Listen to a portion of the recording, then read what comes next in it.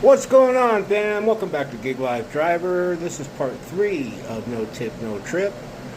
This is more along the lines of the customers that don't tip and how they act and how they react. You'll get, and this has happened to me before, where I've delivered the food, the bag is sealed, I don't get in anybody's food. This is why I don't take no tip trips, because this usually occurs with the person that didn't tip. And they'll call DoorDash and say, mishandled order, order showed up cold, order missing items, order was tampered with. And this is something that customers are doing right now. They're starting to do it again, claiming these things so they can get something for free because they can't afford to use the luxury service of home delivery via DoorDash or Uber or Grubhub.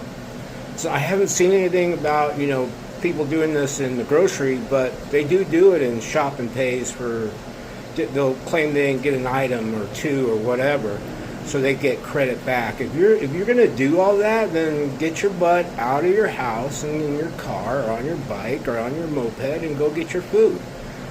Because what you're doing is committing fraud, and that's against the law.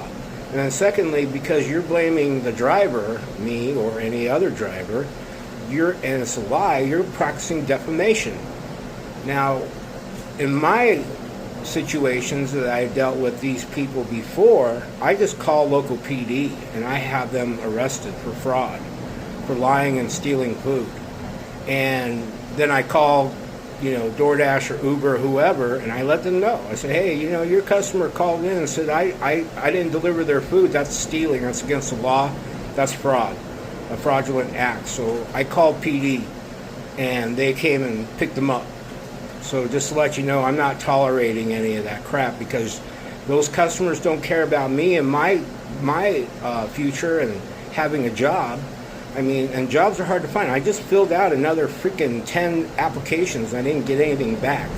And I'm an old man, so it's harder for me to get a job. But even kids that just, youngins that just graduated out of college are having a hard time getting a job.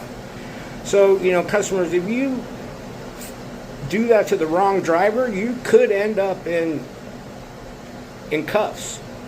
And you could have a fraudulent case against you for fraud and a defamation case against you. It doesn't take much for a driver to find an attorney that will work pro bono. It's not hard for us to go find an attorney through the city, the retired attorneys. Something to think about. Peace.